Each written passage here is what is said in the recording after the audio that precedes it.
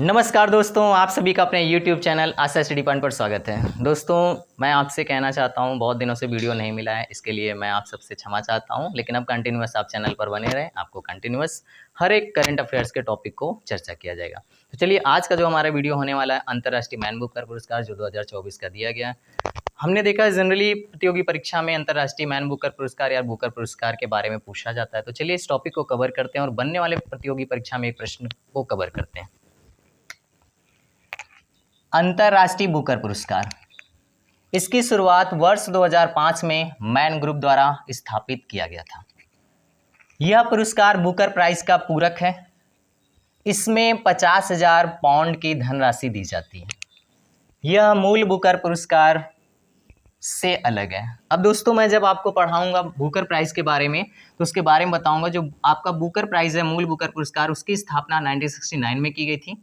उस टॉपिक पे भी हम नेक्स्ट वीडियो में चर्चा करेंगे। अभी आपको ये समझना है कि जो आपका बुकर प्राइज है वो अंतर्राष्ट्रीय बुकर प्राइज से अलग है, लेकिन उसका पूरक है। यानी हम कह सकते हैं किसी चीज़ को प्रमोट करने के लिए अगर उसके संबंध में कोई चीज़ हम बनाते हैं या शुरू करते हैं तो वो एक दूसरे के पूरक होते हैं, पैरेलल होते हैं, लेकिन ये नहीं कह सकते वो ही हैं, दोनों अलग अलग हैं। तो प्रश्नों को बहुत अच्छे से बनाइए। अक्सर प्रतियोगी परीक्षा में यहाँ गलतियाँ हो जाती हैं। पूछा जाता है अंतर्राष्ट्रीय बुकर प्राइज और हमारे दिमाग में बुकर आ जाता है, और बुकर पूछा जाता है तो अंतर्राष्ट्रीय। दोनों को अलग अलग वीडियो में कवर करेंगे।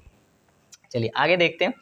तो मूल बुकर पुरस्कार से ये क्या है, आपका अलग है, इसलिए इस बात को ध्यान रखिएगा।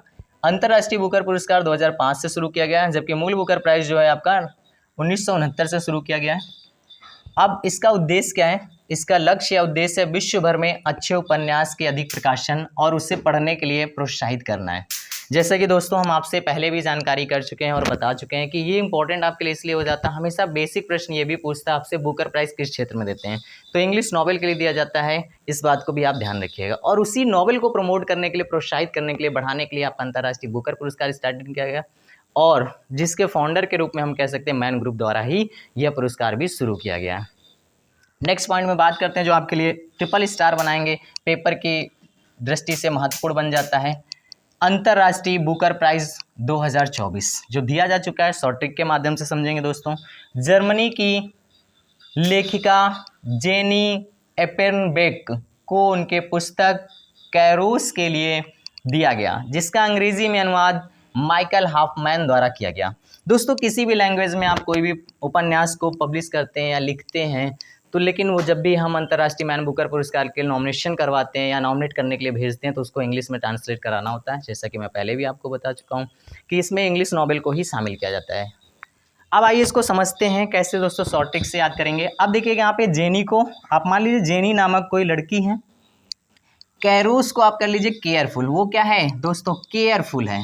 जेनी कैसी है? केयरफुल। तो जेनी से हो जाएगा जेनी एपेनबेक और केयरफुल से हो जाएगा कैरोस के लिए दिया गया। अब यहीं पे दोस्तों एक पॉइंट और समझिएगा, अंतर्राष्ट्रीय मैन बुकर पुरस्कार पाने वाली पहली जर्मनी लेखिका भी बन गई हैं ये। अब पिछले बात अगर हम बात कर लेते हैं पिछले वर्षों में, क्योंकि ये प्रीवियस में भी पूछा जाता है, वर्ष 2023 का यह पुरस्कार बुल्गारियाई लेखक जॉर्जी गोस्पोंदिनो को उनके उपन्यास टाइम शेल्टर के लिए दिया गया। अब इसमें भी शॉर्ट ट्रिक से हम याद करेंगे। जॉर्जी कैसे हैं दोस्तों? टाइम से हैं। याद करने का तरीका, क्योंकि हम जो प्रतियोगी परीक्षा में बैठेंगे एमसीक्यू बेस्ड होगी, ऑब्जेक्टिव होगी, केवल हमें शॉर्ट ट्रिक से याद रखना है, कन्फ्यूजन नहीं होना चाहिए। अब दोस्तों देखिएगा 2022 का मेरा बताने का उद्देश्य ये है क्योंकि पहली भारतीय लेखिका गीतांजलि श्री, जो काफ़ी महत्वपूर्ण रहा, अगर प्रीवियस एग्जाम्स आपने दिए होंगे तो आपने इस प्रश्न को जरूर देखा होगा। भारत की पहली लेखिका अंतर्राष्ट्रीय मैन बुकर पुरस्कार पाने वाली गीतांजलि श्री हैं।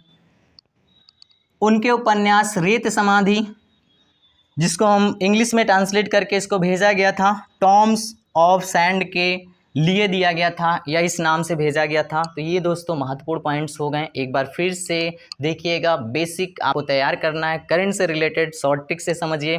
2024 का अंतर्राष्ट्रीय मैन बुकर पुरस्कार दिया गया जेनी एपेनबेक को कैरोस उपन्यास के लिए या पुस्तक के लिए। 2023 के लिए बात करते हैं जॉर्जी गोस्पोंदिनो